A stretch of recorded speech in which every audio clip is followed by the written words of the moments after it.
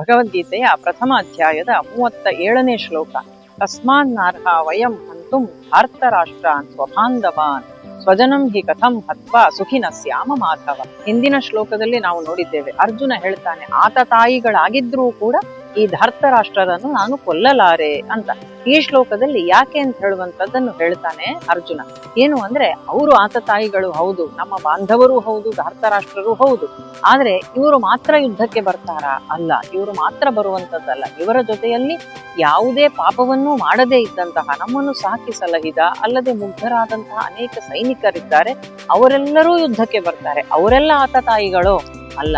ಹಾಗಿದ್ದಾಗ ಇವರನ್ನು ನಾನು ಹೇಗೆ ವಧಿಸ್ತಿ? ಆದ್ರಿಂದ ನನಗೆ ಪಾಪ ಬರ್ತದೆ ಅಂತ ಅರ್ಜುನ ಚಿಂತಿಸಿದ್ರು. ಹಾಗಾಗಿ ಇವರು ಯಾರನ್ನೂ ಕೂಡ ನಾನು ಕೊಲ್ಲಲಾರೆ ಕೃಷ್ಣ. ಅಲ್ಲದೆ ಈ ಅರ್ಜುನ ಇಲ್ಲಿ ಕೃಷ್ಣನನ್ನು ಮಾಧವ ಅಂತ ಕರೆದಿದ್ದಾನೆ.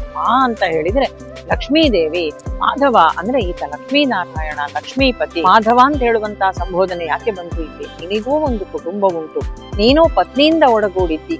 ಅಂತಹ ಕುಟುಂಬದ ಮೌಲ್ಯವನ್ನು ಅರಿದಿರುವಂತಹ ನೀನು ಹೇಗೆ ನನಗೆ ಬಂಧುಗಳನ್ನು ಕೊಲ್ಲು ಅಂತ ಹೇಳ್ತಾ ಇದ್ದಿ? ಹಿಂದೆ ಅದಕ್ಕೆಲ್ಲ ಕಾರಣಗಳನ್ನು ಹೇಳಿದ್ದಾನೆ. ಧೃತರಾಷ್ಟ್ರಾದಿಗಳು ಪರಾವಲಂಬಿಗಳು, ಅವರು ನನ್ನ ಬಂಧುಗಳು ಹೌದು, ಬಾಂಧವರು ಹೌದು, ಆತ ತಾಯಿಗಳು ಹೌದು. ಆದರೆ ಇವರು ಆತ ತಾಯಿಗಳು ಅಂತ ಹೇಳುವಂತಹ ಕಾರಣಕ್ಕೆ ನಿರ್ದೋಷಿಗಳಾದ ಅನ್ಯರನ್ನು, ನನ್ನ ಗುರುಗಳನ್ನು, ಇನ್ನಿತರರನ್ನು ನಾನು ಹೇಗೆ ಕೊಲ್ಲಲಿ ಅಂತ ಹೇಳ್ತಾನೆ. ಹಾಗಾಗಿ ನನ್ನವರೆಲ್ಲರನ್ನೂ ಕೂಡ, ಸ್ವಜನರನ್ನು ಕೊಂದು ನನಗೆ ಸಿಗುವಂತಹ ಈ ರಾಜ್ಯ ನನಗೆ ಹೇಗೆ ಸುಖವನ್ನು ತಂದುಕೊಟ್ಟಿತು, ನಾನು ಹೇಗೆ ಸುಖಿಸಲಿ ಕೃಷ್ಣ ಅಂತ ಮಾಧವ ಅಂತ ಕರೆದು.